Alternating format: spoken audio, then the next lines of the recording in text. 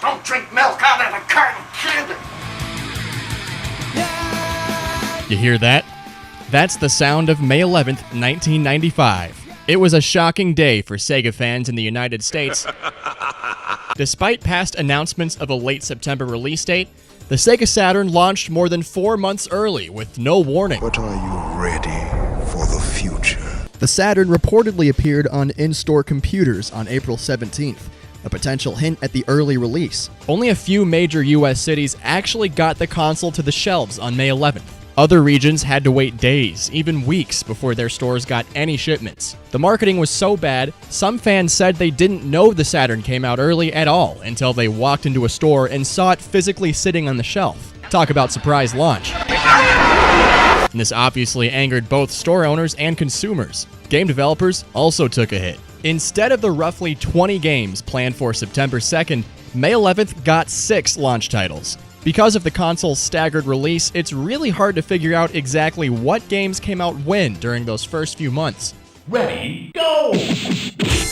When I started this series, I thought there were 8 launch games. This was according to the information I had access to. Now, as I record this, the general consensus is only 6 games launched with the console, while the others came out in the coming weeks. Some articles still claim there were 8 launch games, while others say there were only 4. When you look up many of the North American Saturn games online, the release date is either blank or simply narrowed down to the month it came out. This makes it really tough for me to review each game by order of release date. I'm still finding new information after the weeks I spent getting this list together.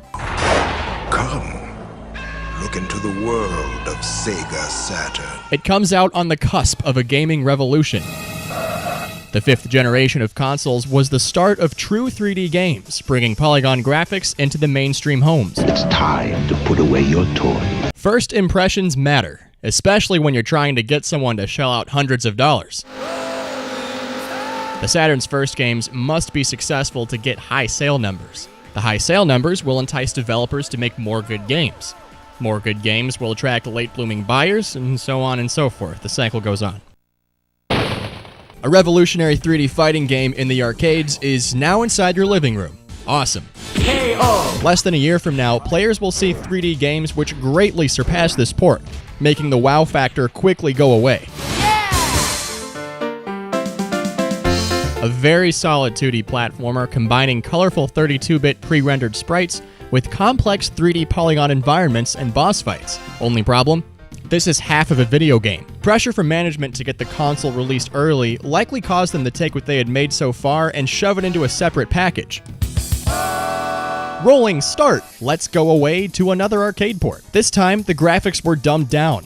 A lot. The frame rate was a third of the arcades. Draw distance was super weak, and the textures did not look nearly as crisp. Anyone who looked at this and then saw the PS1's port of Ridge Racer will assume Sega can't handle 3D as well as Sony can. This dealt a huge blow to the Saturn's first impressions.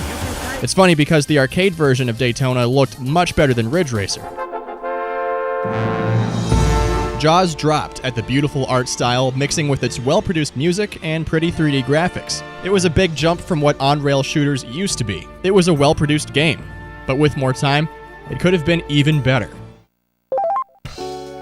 Sure, it's better than many of the 16-bit golf games, but an overhaul of TND Soft's previous game engine could have made this look way better. But, of course, most important thing, it's got Craig Stadler. Great shot, right down the middle, which sets you up with a middle to long iron into the green. Very short green, but make sure you carry that bunker right down the middle. Great shot, right down the middle. Easy par 4, good chance for